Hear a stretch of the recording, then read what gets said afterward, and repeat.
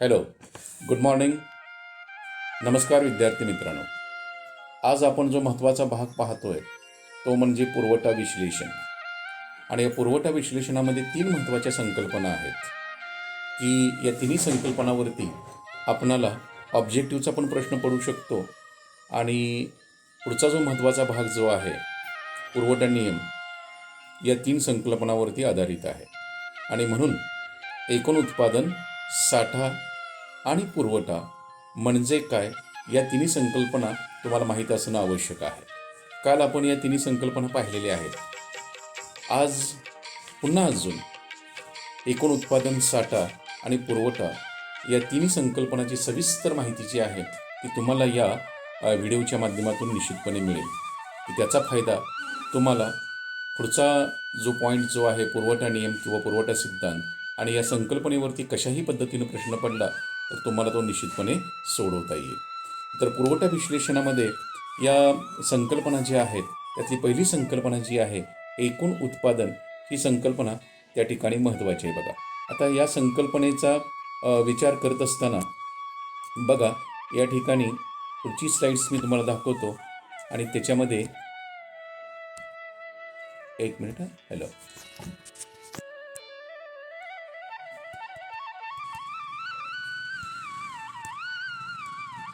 हां, तर एकूण उत्पादनाची स्लाइड्स तुमच्यासमोर दिसते बघा. याच्यामध्ये एकूण उत्पादन म्हणजे काय, याची व्याख्या जी आहे ती आपल्यासमोर या स्लाइडच्या माध्यमातून दिसते बघा. एकूण उत्पादन म्हणायचं कशाला, तर उत्पादन हे जे आहे हे उत्पादन प्रक्रियेद्वारे केलं जातं. कोणत्याही वस्तू किंवा सेवांचं उत्पादन जे आहे ते उत्पादन प्रक्रियेद्वारे केलं जातं. आणि त्या दृष्टिकोनातून इथं पुरवठा विश्लेषणामध्ये एकूण उत्पादनाची जी व्याख्या केलेली आहे ती कशी केली आहे बघा. विशिष्ट कालावधीत, म्हणजे कालावधी निश्चित आहे. सर्वसामान्यपणे अर्थव्यवस्थेमध्ये राष्ट्रीय उत्पन्नाची मोजणी करत असताना किंवा वस्तू आणि सेवांची मोजणी करत असताना 1 वर्षाचा कालावधी या ठिकाणी गृहीत धरला जातोय. आणि म्हणून विशिष्ट कालावधी म्हणजे 1 वर्ष. विशिष्ट कालावधीत अर्थव्यवस्थेत उत्पादित केलेल्या वस्तूंच्या नगसंख्येची एकूण बेरीज म्हणजे एकूण उत्पादन होय. बघा, ही व्याख्या जी आहे ती तुम्हाला सहजपणे या ठिकाणी लक्षात येते का बघा. विशिष्ट कालावधीत, इथं व्याख्या बघा, इथून सुरुवात झालेली आहे. विशिष्ट कालावधीत बघा, विशिष्ट कालावधीत अर्थव्यवस्थेत उत्पादित केलेल्या वस्तूंच्या नगसंख्येची एकूण बेरीज म्हणजे एकूण उत्पादन होय. आणि ही व्याख्या जी आहे ती त्या दृष्टिकोनातून अतिशय महत्त्वाची, तुम्हाला सहजपणे त्या ठिकाणी लक्षात राहू शकेल बघा. विशिष्ट कालावधीत, कालावधी आता सांगितल्या पद्धतीने 1 वर्षाचा, विशिष्ट कालावधीत अर्थव्यवस्थेत उत्पादित केलेल्या वस्तूंच्या नगसंख्येची एकूण बेरीज म्हणजे एकूण उत्पादन होय. उदाहरणार्थ, आता भारताची अर्थव्यवस्था, आणि भारताच्या अर्थव्यवस्थेमध्ये वस्तू आणि सेवांची मोजणी करत असताना, राष्ट्रीय उत्पन्न काढत असताना कालावधी किती आहे तर 1 वर्षाचा आहे. मग भारताचं आर्थिक वर्ष कोणतं आहे तर 1 एप्रिल. 1 एप्रिलला ते आर्थिक वर्ष सुरू होते आणि 31 मार्चला संपणार. जसं की सध्याचं चालू आर्थिक वर्ष जे आहे ते 1 एप्रिल 20 ते 21ला सुरू झालेलं आहे आणि ते संपणार कधी, पुढील वर्षी 31 मार्च 2022ला संपणार. तर ह्या विशिष्ट कालावधी म्हणजे हा कालावधी 1 वर्षाचा, विशिष्ट कालावधीत अर्थव्यवस्थेत उत्पादित केलेल्या वस्तूंच्या नगसंख्येची एकूण बेरीज म्हणजे एकूण उत्पादन होय. आणि हे जे उत्पादन जे आहे, झालेलं वस्तू आणि सेवांचं उत्पादन, हे उपभोगाचं माध्यम आहे. ज्या अनेक प्रकारच्या वस्तू आणि सेवा बाजारपेठे अर्थव्यवस्थेमध्ये तयार होतात, की ज्या वस्तू आणि सेवा बाजारपेठेमध्ये विक्रेत्याकडे विक्रीसाठी उपलब्ध होतात, त्या वस्तू आपण खरेदी करतोय. मग अगदीच किरकोळ वस्तू सुद्धा असू द्या, टाचणी असू द्या, पेन असू द्या, वही असू द्या, पुस्तक असू द्या, बॅग असू द्या, मोटरसायकल असू द्या, कारगाडी असू द्या, हेलिकॉप्टरसुद्धा तयार होते. तर त्याचं कोण ना कोण, म्हणजे प्रत्येकाची क्रयशक्ती वेगळ्या प्रकारची आहे. प्रत्येकाकडे उत्पन्न जे आहे ते एकसारखं नाही. आणि ते ज्याच्या त्याच्या क्रयशक्तीप्रमाणे, त्याच्या गरजेप्रमाणे त्यांना आवश्यक असणाऱ्या ज्या वस्तू किंवा सेवा ज्या आहेत तो बाजारपेठेतून तो खरेदी करणार. आणि म्हणून झालेलं उत्पादन जे आहे ते उत्पादन खपत नाही असं होत नाही बघा. ते उत्पादन खपतं. मग स्थानिक बाजारपेठ असेल, राष्ट्रीय बाजारपेठ असेल, आंतरराष्ट्रीय बाजारपेठ असेल, कोणत्याही बाजारपेठेमध्ये झालेलं वस्तूचं उत्पादन जे आहे ते कमी जास्त प्रमाणात त्याला मागणी असते आणि ते उत्पादन खपतच असतं. उत्पादन हे उपभोगाचं माध्यम आहे आणि या उत्पादन प्रक्रियेमध्ये काय केलं जातंय, आदानाचं रूपांतर. आदान म्हणजे काहीतरी इनपुट्स, कच्चा माल. जो कच्चा माल जो आहे त्या कच्च्या मालाचं रूपांतर पक्क्या मालामध्ये केलं जातं, आदानाचे रूपांतर प्रदानामध्ये. तर हा एक शब्द लक्षात ठेवा आपला अर्थशास्त्रीय दृष्टिकोनातून. उत्पादन प्रक्रियेत आदानाचं रूपांतर प्रदानामध्ये, वस्तूंच्या उत्पादनामध्ये केलं जातं. आणि वस्तूंचं उत्पादन करण्यासाठी तुम्हाला माहिती असेल की उत्पादनाचे 4 घटक आवश्यक आहेत: भूमी, श्रम, भांडवल, संयोजक. आणि 4 घटकांच्या साहाय्यानं कोणत्याही वस्तू आणि सेवांचं उत्पादन जे आहे ते उत्पादन केलं जातं. आणि वस्तूंचं उत्पादन करण्यासाठी त्याच्यासाठी आवश्यक असणारं आदानं म्हणजे कच्चा माल, इनपुट्स त्याला म्हटलं जाते, आणि त्याचं रूपांतर आउटपुटमध्ये म्हणजेच प्रदानामध्ये म्हणजेच पक्क्या मालामध्ये वस्तूंचं उत्पादन केलं जाते. तर एकूण उत्पादनामध्ये ही व्याख्या जी आहे ना ती चांगल्या पद्धतीने लक्षात ठेवा. विशिष्ट कालावधीत आपणाला संकल्पना पडू शकते. विशिष्ट कालावधीत अर्थव्यवस्थेत उत्पादित केलेल्या वस्तूंच्या नगसंख्येची एकूण बेरीज म्हणजे एकूण उत्पादन होय. उत्पादन हे उपभोगाचं माध्यम आहे आणि उत्पादन प्रक्रिया करीत असताना आदानांचं रूपांतर प्रदानामध्ये केलं जातं, म्हणजे कच्च्या मालाचं रूपांतर पक्क्या मालामध्ये केलं जातं. तर पुरवठा विश्लेषणामध्ये ही संकल्पना जी आहे एकूण उत्पादन, साठा ही संकल्पना पण महत्त्वाची आहे. आणि याच्यावरती पण आपणाला प्रश्न जो आहे तो पडतोय, साठा म्हणायचं कशाला. आता एकूण उत्पादनाची संकल्पना तुमच्या लक्षात आलेली आहे. विशिष्ट कालावधीत अर्थव्यवस्थेत उत्पादित केलेल्या वस्तूंच्या नगसंख्येची एकूण बेरीज म्हणजे एकूण उत्पादन होय. मग साठा म्हणायचं कशाला, तर बघा साठ्याची व्याख्या साधी, सोपी, सुटसुटीत कशा पद्धतीने दिलेली आहे. विशिष्ट कालावधीत विक्रेत्याकडे विक्रीसाठी उपलब्ध असलेली एकूण नगसंख्या म्हणजे साठा होय. आता इथं विशिष्ट कालावधी जो आहे तो कोणता गृहीत धरायचा, मग 1 दिवसाचा असेल, आठवड्याचा असेल, कालावधी किती असावा याला बंधन नाही. 1 दिवसाचा असेल, आठवड्याचा असेल, महिन्याचा असेल, वर्षाचा असेल, तर त्या कालावधीमध्ये विक्रेत्याकडे, आता विक्रेते अनेक प्रकारचे आहेत, घाऊक विक्रेते आहेत, किरकोळ विक्रेते आहेत. आता बघा आपण एखाद्या दुकानामध्ये वस्तूची चौकशी करण्यासाठी गेलो तर काही वेळा दुकानदार म्हणतात सध्या स्टॉक शिल्लक नाही, म्हणजे आमच्याकडे त्या वस्तूचा साठा नाही, पुढच्या आठवड्यात येईल, किंवा आता हजर स्टॉकमध्ये ही वस्तू आहे ती आज उद्याच तुम्हाला मिळू शकेल, परवा मिळेल का नाही याची गॅरंटी आम्ही देऊ शकत नाही, असं बरेच वेळा विक्रेते आपल्याला म्हणतात. बघा याचा अर्थ काय की विक्रेत्याकडे जी वस्तू विक्रीसाठी उपलब्ध आहे त्याला विशिष्ट प्रकारचा कालावधी त्याच्याकडे तो कालावधी गृहीत धरून वस्तू किंवा सेवांची विक्री जी आहे तो त्या ठिकाणी करताना दिसतो. आणि म्हणून ही व्याख्या त्या दृष्टिकोनातून महत्त्वाची. विशिष्ट कालावधीत विक्रेत्याकडे विक्रीसाठी उपलब्ध असलेली एकूण नगसंख्या म्हणजे साठा होय. आता हा जो साठा जो आहे तो विक्रेता आपल्या दुकानामध्ये करून ठेवतोय, किंवा विक्रेत्याचं छोटंसं गोडाऊन असते, त्या गोडाऊनमध्ये तो वस्तूंचा साठा त्या ठिकाणी करून ठेवतो. मग तुम्ही स्टेशनरीचं दुकान बघा, किराणा मालाचं दुकान बघा, सर्वच वस्तू काय त्याच्या दुकानामध्ये ती दिसणार नाही. रस्त्याकडेला महत्त्वाच्या चौकात असणारं दुकान आणि त्या दुकानामध्ये सर्वच वस्तूंचा साठा दुकानामध्ये असू शकणार नाही. समजा साखर असेल तर साखरेचं एकच पोतं, 1 क्विंटल साखर तो दुकानामध्ये ठेवी, आणि बाकीची 10-20 क्विंटल साखर जी आहे दुसरीकडे त्याचं छोटीशी खोली असेल, त्याला आपण गोडाऊन म्हणूया, तिथं त्या वस्तूंचा साठा करून ठेवणार. म्हणजे साखरेचा करेल, गुळाचा करेल, विविध प्रकारच्या डाळींचा तो करेल, स्टेशनरीचा करेल, म्हणजे त्याच्याकडे ज्या विक्रीला उपलब्ध असणाऱ्या ज्या अनेक प्रकारच्या ज्या वस्तू आहेत त्या वस्तू, निवडक वस्तू तो दुकानामध्ये ठेवणार. आणि बाकींच्या वस्तूचा साठा जो आहे तो त्याचं जे नजीकच्या त्या दुकानाच्या शेजारीच असणारी एक खोली, त्या खोलीमध्ये तो वस्तूंचा साठा करून ठेवणार की जो साठा विक्रीसाठी उपलब्ध आहे. समजा दुकान काउंटरमधला माल संपला तर तो लगेच म्हणतो थांबा 2 मिनटं थांबा, गोडाऊनमधून मी तुम्हाला लगेच ती वस्तू आणून देतो, हा माल पाठवतो आणि लगेच वस्तू तुम्हाला ती उपलब्ध करून देतो. तर त्याला म्हणायचं साठा. विशिष्ट कालावधीत विक्रेत्याकडे विक्रीसाठी उपलब्ध असलेली एकूण नगसंख्या म्हणजे साठा होय. आणि हा जो साठा जो आहे तो साठा पुरवठ्याचा स्रोत आहे. साठा काय आहे? पुरवठ्याचा स्रोत आहे. पुरवठा कुणाला करायचा आहे? आम्हाला ग्राहक वर्गांना करायचा आहे. आणि ह्या साठ्यामधून पुरवठा केला जातो. लक्षात ठेवा, साठा हा पुरवठ्याचा स्रोत आहे, तो संभाव्य पुरवठा आहे. हे पण वाक्य लक्षात ठेवा बघा, महत्त्वाचं. साठा हा कसला आहे? संभाव्य पुरवठा आहे. आणि म्हणजे जो गोडाऊनमध्ये माल ठेवलेला आहे, आज जरी तो बाहेर काउंटरवरती सगळा आणला नसेल तर 1-2 दिवसामध्ये, 1 आठवड्यामध्ये, 2 आठवड्यामध्ये तो काउंटरला येणार आहे. आणि या दृष्टिकोनातून तो संभाव्य पुरवठा आहे. आता साठा वाढणार कधी? आता बघा, शोरूम आहे. समजा हिरो मोटरसायकलचं शोरूम आहे आणि त्या शोरूममध्ये समजा सध्या त्याच्याकडे 10 मोटरसायकल आहेत.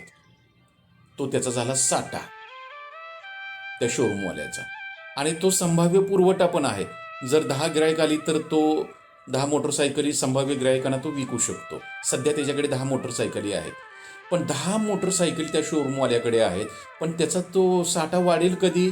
तिकडं हिरो कंपनीनं, कुठं कंपनी आहे ते पंजाबमध्ये आहे, तिकडं जर त्यानं जर उत्पादन मोठ्या प्रमाणात वाढवला, ह्यानं ऑर्डर तिकडं दिली, आणखीन 50 मोटरसायकली जी आहेत, पुन्हा अजून त्यात वेगवेगळं मॉडेल आलं की त्या मॉडेलच्या गाड्या आम्हाला पाहिजेत, मग तो तिकडं ऑर्डर दिली की तो इकडं आपल्याकडे तो पुरवठा होण्यासाठी काही कालावधी जाणार. समजा 1 आठवड्यानं पुन्हा दुसऱ्या नवीन 50 मोटरसायकली समजा त्या शोरूमवाल्याकडे आल्या, तर पूर्वीच्या 10 आणि आलेल्या नवीन 50, म्हणजे त्याचा साठा वाढला. बघा, साठा कधी वाढणार?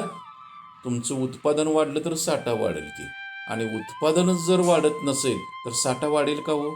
वाढणार नाही. आणि म्हणून उत्पादन वाढले की साठा जो आहे तो वाढू शकतो. आणि साठा नेहमी बघा, सामान्यतः, हे पण वाक्य महत्त्वाचं आहे, सामान्यतः साठा हा पुरवठ्यापेक्षा जास्त असतो.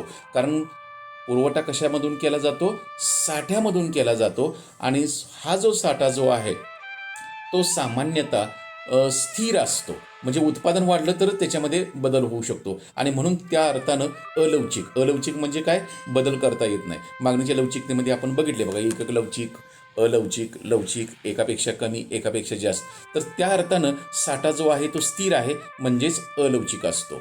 नाशवंत वस्तूचं मात्र चांगलं लक्षात ठेवा. नाशवंत वस्तूंच्या बाबत साठा आणि पुरवठा कसा असतो? समान असतो. कारण त्याचा साठा काही करून ठेवता येत नाही.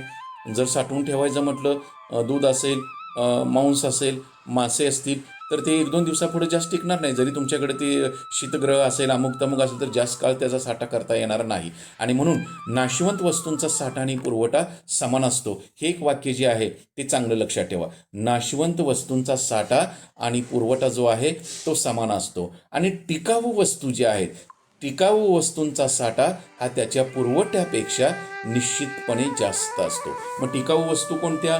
तर बघा, फर्निचर आहे, टेबल आहे, खुर्ची आहे, अनेक प्रकार, कपडे आहेत. आता कपडे दुकानामध्ये बघा, तिथं त्या गाठीच्या गाठी, म्हणजे मोठ्या प्रमाणावरती कपड्यांचं विविध क्वालिटीनुसार, दरानुसार त्या विक्रेत्याकडे, फर्निचरच्या विक्रेत्याकडे, कपड्याच्या विक्रेत्याकडे किंवा स्टेशनरीच्या विक्रेत्याकडे, अनेक प्रकारची किराणा मालाच्या विक्रेत्याकडे विविध वस्तूंचा साठा जो आहे तो साठा करून ठेवतो. आणि गरजेनुसार, मागणीनुसार तो काउंटरला त्या वस्तू आणत असतो, ग्राहकाच्या गरजेनुसार, मागणीनुसार. आणि तो त्याचा साठ्यामधून काय करतो? तो पुरवठा करतो. आणि म्हणून वस्तूचा साठा हा त्याच्या पुरवठ्यापेक्षा जास्त असतो. तर साठ्याची व्याख्या तुम्ही चांगली लक्षात ठेवा. विशिष्ट कालावधीत विक्रेत्याकडे विक्रीसाठी उपलब्ध असलेली एकूण नगसंख्या म्हणजे साठा होय. आणि साठ्याच्या बाबतची नोट्स जी आहे ती तुम्ही या पद्धतीने काढून घ्या.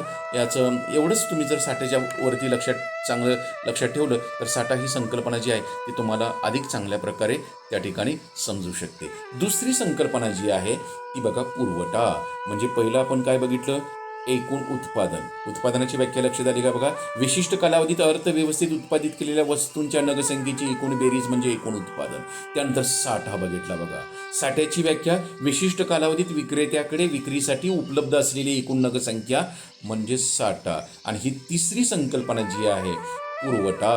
आता पुरवठ्याची व्याख्या कशी केली बघा, पॉल सॅम्युएल्सनने केलेली व्याख्या जी आहे, बाजारात अस्तित्वात असलेल्या किमती. बघा, बाजारात अस्तित्वात असलेल्या किमती आणि विक्रेता विक्रीसाठी इच्छुक असलेल्या वस्तूची नगसंख्या यातील संबंध म्हणजे पुरवठा होय. आता पुरवठ्याचा आणि किमतीचा पण संबंध आहे बघा. आता आपण मागणी सिद्धांतामध्ये बघितलं होतं बघा, मागणी आणि किंमत यामधला संबंध जो आहे तो कसला? व्यस्त संबंध आहे. आणि इथं पुरवठा सिद्धांत आपण बघणार आहे यानंतर. इथं पुरवठा आणि किमतीमध्ये बघा समसंबंध असतो. समसंबंध असतो याचा अर्थ काय? किंमत वाढली की विक्रेते किंवा उत्पादक पुरवठा वाढवणार, किंमत कमी झाली की पुरवठा कमी करणार. ते म्हणणार माल संपलाय हो, जरा शॉर्टेज आहे. जर बाजारात जर वस्तूच्या किमती ज्या आहेत तर उतरत असतील तर, आणि वाढती किंमत असेल तर मग बरोबर ते पुरवठा करत जाणार. कारण वाढत्या किमतीला त्यांना ज्यादा फायदा जो आहे, नफा जो आहे तो विक्रेत्याला किंवा उत्पादकाला मिळवायचा असतो. आणि म्हणून पुरवठ्याचा संबंध जो आहे तो किमतीशी आहे. बाजारात अस्तित्वात असलेल्या किमती आणि विक्रेता विक्रीसाठी इच्छुक असलेल्या वस्तूंची नगसंख्या यातील संबंध म्हणजे पुरवठा होय. आणि म्हणून विशिष्ट वेळी विशिष्ट किमतीला, बघा पुरवठा कसा, अजून दुसरी व्याख्या, विशिष्ट वेळी विशिष्ट किमतीला साठ्यातील जो भाग प्रत्यक्ष बाजारात विक्रीसाठी आणला जातो त्यास पुरवठा असे म्हणतात. एक शेतकऱ्याचं उदाहरण घ्या. शेतकऱ्याला समजा 50 क्विंटल गव्हाचं उत्पादन झालेलं आहे आणि 50 क्विंटल गव्हाचं उत्पादन झाल्यानंतर त्यानं तो गहू 50 पोती घरामध्ये साठवून ठेवलेला आहे. आणि ज्यावेळी साठवून ठेवलेला होता 50 क्विंटल गहू, त्यावेळी बाजारामध्ये त्याला समजा 2,000 रुपये क्विंटल गहू दराने विकला जात होता. पण त्या शेतकऱ्याच्या मते उत्पादन खर्च वगैरे सगळं पाहता 2,000 रुपये दर काय आता काय बरोबर नाही. आणि मग 2,000 क्विंटलला त्याला गहू विकायचा आहे पण तो विकणार नाही. आणि बाजारपेठेमध्ये नंतर गव्हाचे दर वाढले, 2,500 रुपये क्विंटल दर झाला. मग काय करेल तो? त्याच्याकडे जो साठा आहे 50 क्विंटल, त्यातले 10 क्विंटल तो विकणार. 2,500ला 10 क्विंटल गहू तो बाजारपेठेमध्ये आणणार. दर वाढल्याबरोबर दुसऱ्या दिवशी, तिसऱ्या दिवशी, चौथ्या दिवशी काय असेल तो कालावधी, आणि तो विकणार. सगळाच विकणार नाही. त्याला वाटते काय, अजून पुढच्या आठवड्यामध्ये, पुढच्या महिन्यामध्ये दर वाढतील, 3,000 होईल. मग 3,000 रुपये क्विंटल झाला की मग बाकीचा गहू विकूया. तर त्या अर्थाने हे लक्षात ठेवा, विशिष्ट वेळी विशिष्ट किमतीला साठ्यातील जो भाग प्रत्यक्ष बाजारात विक्रीसाठी आणला जातो त्यास पुरवठा असे म्हणतात. पुरवठा जो आहे हा पुरवठ्याचा संबंध वस्तूच्या नगसंख्येशी असून विशिष्ट काळात विशिष्ट किमतीला विक्रेत्याची वस्तू विकण्याची इच्छा आणि तयारी असते. आणि म्हणून हे उदाहरण तुम्हाला दिले बघा तांदळाचं. समजा शेतकऱ्यानं 4,000 किलोग्रॅम तांदळाचं एकूण उत्पादन केलं असेल तर तो झाला त्याचा साठा. या साठ्यातील प्रतिग्रॅम 40 रुपये किलो दरानं 100 किलोग्रॅम तांदूळ विक्रीसाठी बाजारात जर आणला, 1,000 किलोग्रॅम तांदूळ जर बाजारात विक्रीसाठी आणला तर 1,000 किलोग्रॅम तांदूळ हा बाजारातील काय झाला, त्याचा प्रत्यक्ष पुरवठा झाला. तर पुरवठ्याची संकल्पना जी आहे ती या पद्धतीने तुम्ही लक्षात ठेवा. पुरवठा म्हणजे काय, तर विशिष्ट वेळी विशिष्ट किमतीला साठ्यातील जो भाग प्रत्यक्ष बाजारात विक्रीसाठी आणला जातो त्यास पुरवठा असे म्हणतात. आणि त्या दृष्टिकोनातून ही स्लाइड जी आहे ती महत्त्वाची आहे. पुरवठ्याची संकल्पना समजण्यासाठी एवढं तुम्ही नोट्स जे आहे तो तुम्ही लिहून काढणं अपेक्षित आहे. आता बघा, पुरवठ्यासाठी आवश्यक घटक काय आहेत? पुरवठा कधी होईल, तर एक वस्तूची नगसंख्या पाहिजे, त्याशिवाय बाजारपेठेत पुरवठा होऊ शकणार नाही. वस्तूची नगसंख्या, विक्रीची इच्छा पाहिजे. विक्रीची इच्छा कोणाची पाहिजे, तर त्या विक्रेत्याला वाटलं पाहिजे की आपण ज्या वस्तू आणि सेवा ज्या आहेत त्या बाजारपेठेमध्ये विकायच्या, या जी किंमत सध्या जी आहे प्रस्थापित झालेली आहे त्या किमतीला आपण ती नगसंख्या विकायला तो विक्रेता तयार पाहिजे. विक्रेत्याची वस्तूंची विक्री करण्याची इच्छा असली पाहिजे. नाहीतर सध्या समजा XYZ वस्तूची किंमत 10 रुपये आहे आणि त्याला नंतर वाटते की 10ची 15 रुपये होणार आहे आणि मग तो 10 रुपयाला तो वस्तू विकणार नाही. जरी गिराईक आलं, जरी त्याच्याकडे स्टॉक असला तर तो काय सांगणार की माझ्याकडे सध्या स्टॉक नाही, हो स्टॉक संपलेला आहे, सध्या शॉर्टेज आहे. तो वाट बघतोय काय, 15 रुपये त्या वस्तूची किंमत कधी होईल. वस्तूची किंमत हा जो मुद्दा जो आहे तो पण पुरवठ्यासाठी महत्त्वाचा आहे. आणि वस्तूची किंमत आणि पुरवठा यातला संबंध जो आहे तो कसा आहे, समसंबंध आहे. किंमत वाढली की पुरवठा जो आहे तो त्या ठिकाणी वाढवता येतो. आणि विशिष्ट कालावधी जो आहे तो आठवड्याचा असेल, 1-2 दिवसाचा असेल, महिन्याचा असेल, त्या कालावधीमध्ये त्या वस्तू किंवा सेवा ज्या आहेत त्याची तो पुरवठा जो आहे तो करण्यासाठी तयार असला पाहिजे. तर पुरवठ्यासाठी आवश्यक घटक हे 4 पॉईंट पण तुम्ही चांगल्या पद्धतीने लक्षात ठेवा. वस्तूची नगसंख्या, विक्रीची इच्छा, वस्तूची किंमत आणि विशिष्ट कालावधी. आता इथं बघा, चित्ररूपानं तुम्हाला आणखीन चांगल्या पद्धतीने समजते का? बघा, इथं झाड आहे, आणि त्याला साठा असं वर नाव दिलं आहे आपण. आणि इकडं पुरवठा आहे. आता हे झाड जे आहे ते तुम्हाला ओळखू आलं असेल, हे झाड आंब्याचं झाड आहे आणि आंब्याचं झाडापासून हे आंब्याचं उत्पादन मिळालेलं आहे. आणि मिळालेलं उत्पादन त्यानं बघा ते ह्याच्यामध्ये टोपल्यामध्ये ते साठवून ठेवलेलं आहे. आणि कितीचे टोपले आहेत बघा, 4 टोपले आहेत.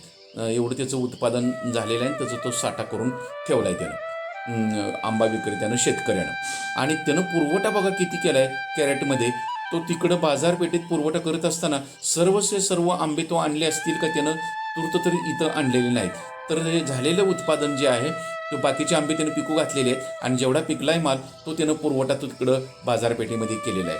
तर बघा, आंब्याचं झाड उत्पादन, त्या उत्पादनामधून मिळालेले आंबे त्यानं केलेला तो साठा त्या टोपल्यामध्ये, आणि साठ्यामधून त्यानं काय केलं आहे, पुरवठा मार्केटमध्ये केलेला आहे. तो विक्रेता तुम्हाला त्या ठिकाणी दिसतोय. तर साठा आणि पुरवठा ही दोन्ही संकल्पना तुमच्या लक्षात आली असेल. आणि बोर्डाच्या दृष्टिकोनातून अतिशय महत्त्वाचा मुद्दा म्हणजे साठा आणि पुरवठा यातला फरक स्पष्ट करा. याच्यावरती प्रश्न बऱ्याच वेळा पडलेला आहे आणि तो फरक जो आहे तो तुम्हाला आता दिसतोय बघा. त्याच्या अगोदर काही महत्त्वाचे पॉईंट जे आहेत ते तुम्ही पहा. एकूण उत्पादन मध्ये काय काय लक्षात ठेवणार. उत्पादन हे उपभोगाचं माध्यम आहे आणि उत्पादनात काय होते, आदानाचं प्रदानात रूपांतर होते, म्हणजे कच्च्या मालाचं पक्क्या मालामध्ये रूपांतर होते. साठ्याच्या बाबत काय लक्षात ठेवा, साठा हा पुरवठ्याचा स्रोत आहे. साठा म्हणजे संभाव्य पुरवठा आहे. आणि पुरवठ्याच्या बाबत काय लक्षात ठेवा, पुरवठा ही सापेक्ष संकल्पना आहे आणि पुरवठा ही प्रवाही संकल्पना आहे. त्याच्यामध्ये सतत बदल जो आहे तो होताना दिसतोय. आणि साठा आणि पुरवठा यातला फरक जो आहे तो बोर्डाच्या दृष्टिकोनातून अतिशय महत्त्वाचा 2 मार्काला प्रश्न पडतो याच्यावरती. आणि 2च पॉईंटमध्ये तुम्ही फरक लिहा. जरी 3 आणि 4 पॉईंटमध्ये तुम्ही फरक लिहिलं तर तुम्हाला मार्क 2च मिळणार आहेत. आणि म्हणून तुम्ही जे 2 पॉईंट लिहिणार आहे ते बरोबर या पद्धतीने लिहा, चांगल्या पद्धतीने लिहा, पैकीच्या पैकी तुम्हाला मार्क मिळतील. बघा, साठा आणि पुरवठ्याचा फरक. पहिला अर्थ, 2 मध्ये तुम्ही बरोबर लिहा. अर्थ बघा, साठ्याचा विशिष्ट कालावधीत विक्रेत्याकडे विक्रीसाठी उपलब्ध असलेली एकूण नगसंख्या म्हणजे साठा होय. आणि पुरवठ्याची व्याख्या कशी केली आहे बघा, विशिष्ट काळात विशिष्ट किमतीला साठ्यातील जो भाग प्रत्यक्ष बाजारात विक्रीसाठी आणला जातो त्यास पुरवठा असे म्हणतात. आणि त्याचा संबंध सांगा. साठा हा पुरवठा एवढा किंवा पुरवठ्यापेक्षा जास्त असतो. पुरवठा एवढा कोणत्या वस्तूचा असेल, नाशवंत वस्तूंचा. आणि टिकाऊ वस्तूंचा साठा जो आहे तो पुरवठ्यापेक्षा कसा असेल, जास्त असेल. त्यानंतर पुरवठ्यामध्ये बघा, पुरवठा साठ्या एवढा असू शकतो, म्हणजे नाशवंत वस्तू जर असतील तर पुरवठा हा साठ्या एवढा असू शकतो, परंतु पुरवठा साठ्यापेक्षा कधीच जास्त असू शकणार नाही. मग नाशवंत वस्तू असेल किंवा टिकाऊ असेल तो साठ्यापेक्षा कधीच जास्त असू शकणार नाही. तर त्या दृष्टिकोनातून साठा व पुरवठा हा फरक जो आहे तो लक्षात ठेवा. हे जे 4-5 स्लाईड्सचे मुद्दे जे आहेत ते तुम्ही चांगल्या पद्धतीने लक्षात ठेवा. आणि हे महत्त्वाचे पॉईंट जे आहेत या स्लाईड्समध्ये तुम्हाला चांगल्या पद्धतीने दिसतील. याच्या नोट्स तुम्ही काढणं अपेक्षित आहे. त्याच्यानंतर बघा, हे चित्र, या चित्रावरून पण तुम्हाला साठा आणि पुरवठ्यातला फरक जो आहे तो चांगल्या पद्धतीने त्या ठिकाणी लक्षात येतो. पुरवठ्यासाठी आवश्यक घटक, वस्तूची नगसंख्या, विक्रीची इच्छा, वस्तूची किंमत, विशिष्ट कालावधी, हे पण मुद्दे जे आहेत ते महत्त्वाचे आहेत. त्यानंतर पुरवठ्याची व्याख्या जी आहे ती लक्षात ठेवा. विशिष्ट वेळी विशिष्ट किमतीला साठ्यातील जो भाग प्रत्यक्ष बाजारात विक्रीसाठी आणला जातो त्यास पुरवठा असे म्हणतात. आणि हे पॉईंट्स जे आहेत या स्लाईड्समध्ये तुम्ही लिहून काढणं आवश्यक आहे. साठ्याची व्याख्या बघा, विशिष्ट कालावधी विक्रेत्याकडे विक्रीसाठी उपलब्ध असलेली नगसंख्या म्हणजे काय होय, साठा होय. तर या दृष्टिकोनातून ही एकूण उत्पादनाची व्याख्या जी आहे, उत्पादन हे उत्पादन प्रक्रियेद्वारे केले जातं आणि विशिष्ट कालावधीत अर्थव्यवस्थेत उत्पादित केलेल्या वस्तूंच्या नगसंख्येची एकूण बेरीज म्हणजे एकूण उत्पादन होय. तर ही एकूण उत्पादनाची व्याख्या तुम्हाला संकल्पना चांगली समजली असेल. साठा हा तुमच्या लक्षात आला असेल.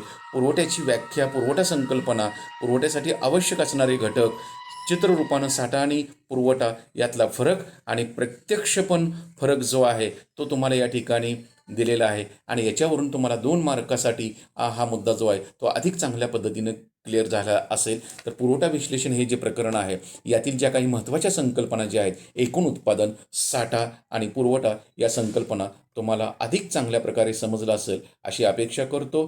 थँक्यू. माझं यूट्यूब चॅनल जे आहे रेड्डी BS, या चॅनलला तुम्ही लाईक करा, सबस्क्राईब करा आणि पुन्हा पुन्हा यूट्यूबवरचे व्हिडिओ जे आहेत ते तुम्ही पाहत राहा. थँक्यू.